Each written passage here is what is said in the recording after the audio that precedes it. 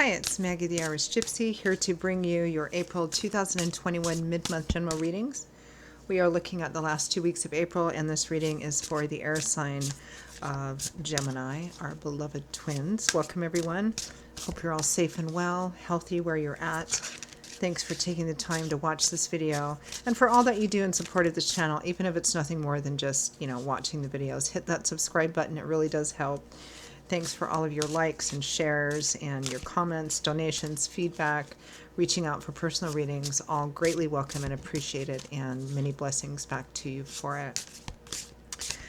So this reading is for Gemini for the last 2 weeks of April. That's if your sun, moon, rising, or Venus sign is in Gemini. It's also relevant if you're cross-watching for a Gemini as well. It's a general reading, so of course it's going to resonate a little differently for everyone watching, although the energy fundamentally remains the same. But if you know all of your signs, sun, moon, rising, Venus, watch them all because they can each give a little bit of additional insight and perspective. If any of these readings do resonate with you, or I do, and you'd like to reach out for a personal reading or information, maybe want to take a deeper look at something from the reading, you can email me directly at maggie1maguire@gmail.com. You can also get that contact info by clicking on the description link below, that little arrow. I can usually respond within the same day with more information, and I do readings full-time. It's all that I do. So I'm pretty diligent at scheduling personal readings in as timely a fashion as possible, working with everyone's schedules. I do offer a wide variety of readings. In addition, I also offer 6 and 12-month overviews and relationship compatibility readings and a variety of different things. So email me if you're interested. I would be delighted to hear from you. Okay, Gemini, let's see what the last 2 weeks of April have in store for you. I am using the Tarot of Dreams, clarifying with one of the Gilded Tarots. Gemini. We begin with strength. A great way to begin. Facing your fears, doubts, insecurities. Wrestling with your demons, which is just a rather fancy way of saying, that's what the wild animal, the tiger or the lion that's usually depicted in this represents. Perhaps our part, the role that we had to play in something unpleasant, or our bad patterns or choices, or our cycles that we go through, having the courage to actually look at that and go, okay, what's my part in this? What can I do moving forward not to repeat it? The Six of Coins with strength. Gift giving, gift receiving, but often the breadcrumb card, meaning somebody who has everything to give, but they only give when and if they want to, and whatever amounts they feel like it, Death, major endings, the ground being completely cleared out so something new can be planted in its place. The World, the last major arcana card in the world, completion, final endings. Quite an important chapter or set of chapters in your life is coming to an end. You have learned, you are graduating, you are moving on to whole new horizons and options. The Ace of Coins, brand new beginnings, could be moving, relocating, new jobs, receiving perhaps a gift of resources that you need in order to have a new beginning in a practical way. The Ten of Wands, a long carried, heavy, overwhelming burden coming to an end. From the bottom of the deck, I'm going to take both of those actually. From the bottom of the deck, representing overall energy, we have the Eight of Cups, which is leaving behind that which is ultimately not fulfilling for you. With the Seven of Swords, which is a card of perhaps secrecy or concealment. You might be leaving in the night, or leaving without discussing a lot of your plans with people or with anybody, or making plans in secret to leave a dissatisfying situation behind, which could be anything from a job to a residence to a relationship. I mean, it's a general reading, so what it actually is that you're leaving or making plans to leave because it's just gotten to be too much for you is going to vary. But the energy is the same. It's about walking away from that which doesn't work for you anymore. And really leaving it once and for all. I mean, we have death with the World. Major, major, major endings, transformations here. Right in the middle there. And preceding that, which is really beautiful, is strength and the Six of Coins. Having the strength to actually probably see something in the reality of what it is rather than the way you have been looking at it.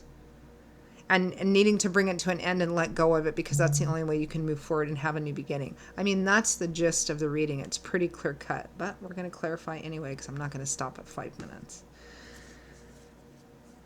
Let's clarify the Eight of Cups and the Seven of Swords, which in a very simplistic way is leaving in the night or making secret plans or plans you're not really discussing to leave because it's just not satisfying. It's not your wish fulfillment. And you've been dealing with this for what looks like quite a long time.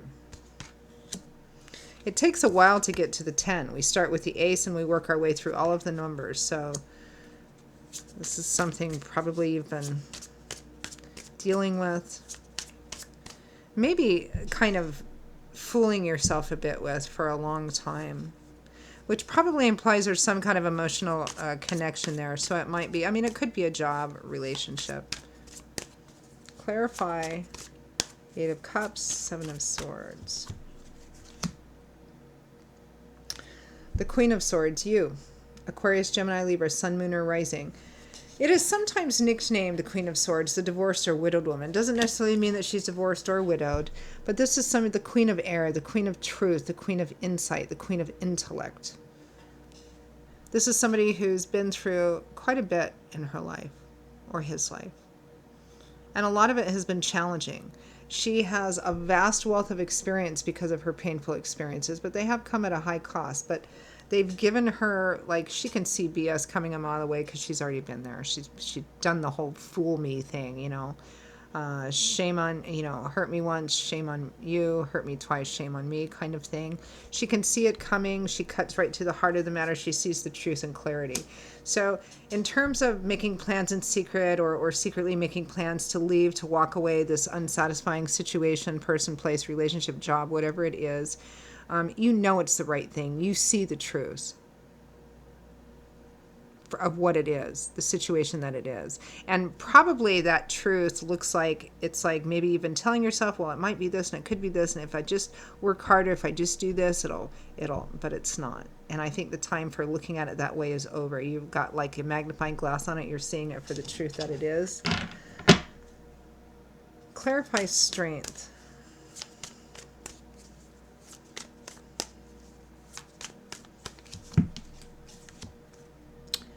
The Ace of Wands. Having a brand new beginning in a very action-oriented way, taking the first step. Having the strength to take the first step, which I think is actually allowing yourself to see the situation for the reality of what it is, not what you wish it could be, not what you want it to be, not what you've been telling yourself it is, but for what it actually is. Clarify the Six of Coins.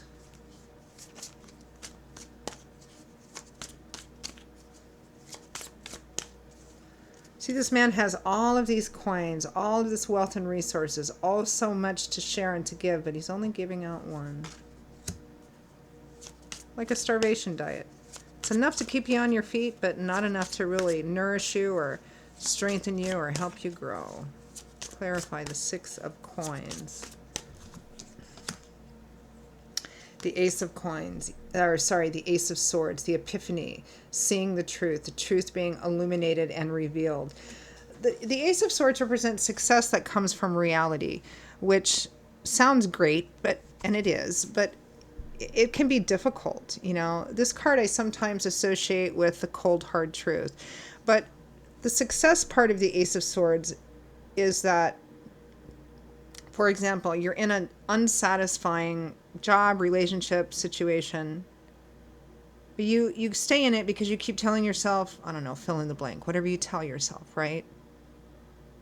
But the Ace of Swords comes in, and it's air, it's mental, it's not emotional. So it cuts right to the heart of the matter. It cuts away all the extraneous fantasy and illusion and all of that, and illuminates something for being exactly what it is. And if what it is like not great, that can be hard to take, right?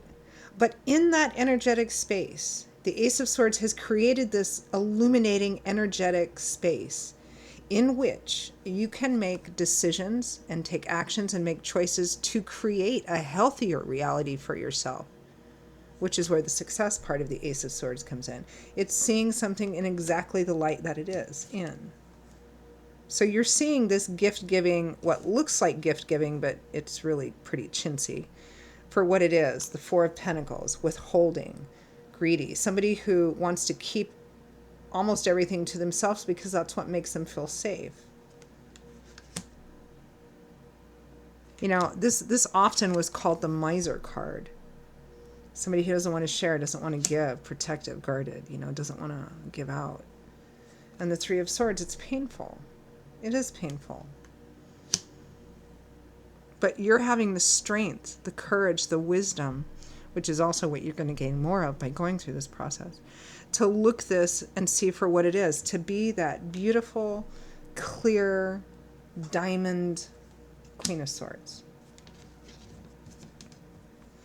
So then there's a final ending, like really done. Like death and the world is, you're so done, they need to find a new word for done.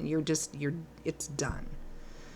The body has been laid in the grave, the dirt's been shoveled over it, and you are leaving the cemetery never to go back. It is done. And then we have a new beginning and laying this burden down, the Ace of Coins. The Ace of Coins is the Ace of Earth, so it's a new beginning in a practical sort of way. So it can represent a new job, moving, relocating to a new place. It could be, you know, new relationship too.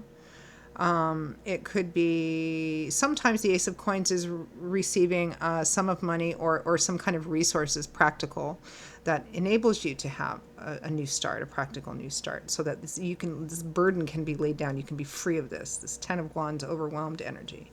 So let's clarify the Ace of Coins. Clarify the Ace of Coins.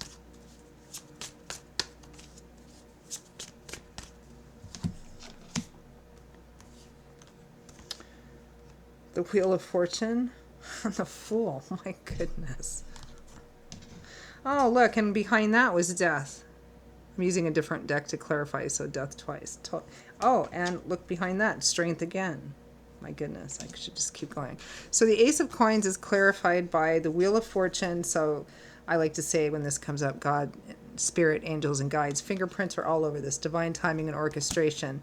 Definitely like cradling this and helping you through this. The Fool, brand new journey. This is great because the World is the last major arcana card in the tarot. This is where the Fool's journey through life, or a certain portion of life, growth cycle, the Fool is us, you know, going through all that, comes to an end. We graduate, we complete, we move on, and then a whole new journey, a whole new cycle of life and growth and learning and development starts again with the Fool, who has the 0 in his card. So starting over again, a brand new, it's beautiful. Painful, yes, but beautiful in what you're walking into the light, basically. Yeah, this is really, really done and over. So, I'm not quite sure what else to say here. I'm just going to ask for final messages. Final messages from Spirit for our lovely twins, Gemini, for the last 2 weeks of April.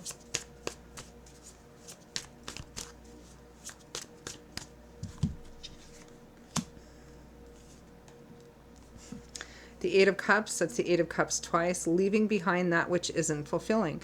Because the next card, of course, is the Nine of Cups, which is wish fulfillment, abundance, getting what you want. Here in the preceding card, he's turning his back and leaving because even though he may have originally thought these 8 cups were his 9 of cups, they're not. Turning your back, leaving, walking away. Final messages from Spirit. The Two of Swords in reverse. And the Seven of Cups in reverse as well. Yeah. In the upright position, the Two of Swords is feeling stuck, having a reluctance or a resistance to take a look at something, really, because if you do that, then you have to take action. As long as you keep the blindfold on and refuse to look at it, then you don't have to really do anything about it, right? Well, your final message from Spirit is in the reverse, which you're already doing because we have the Ace of Swords. You are seeing the truth and the reality The Seven of Swords in the reverse. In the upright, this is fantasy, daydreaming, illusions, building castles in the sky, daydreaming about the best of what something could possibly be. It's a beautiful card. Everything that we want begins with these dreams, but we're looking at final messages and advice from Spirit. You know, this is not a reality-based card. It's an illusionary, dreamy kind of card. In the reverse, it's about popping that. This is all about seeing things in the reality for what they are, even if it's difficult, because that's what allows you the opportunity to make choices to move into a better path in your life, right? That's that Ace of Swords. And Spirit is telling you, you're doing great. Don't give up. Don't allow the curtain to fall over your eyes again. Keep it clear, keep it practical, keep it direct. Even if it's difficult emotionally, make sure that beautiful Queen of Swords energy keeps that sword of truth cutting through the temptation to fall back into, oh, well, if I just, it'll be fine. And if I stay, it'll be, if I just work harder, you know, don't do that. Stay in this clear, bright, illuminating light of truth, basically. Wow. Gemini. Strength to you. So, Gemini, that is your reading for the last 2 weeks of April. I hope you found it helpful, hopeful, and useful, because that's why we do these readings. Again, if you would like to, if these readings resonate with you, any of them do, and you'd like to reach out for a personal reading, maybe take a deeper look at something, click on the description link below for contact details, my email address, Maggie1McGuire@gmail.com. I'd be delighted to hear from you. And I will see you all again in a couple of weeks for the May general readings. Until then, stay safe and well, be blessed, stay strong, and I hope to see you back here again soon. Bye-bye.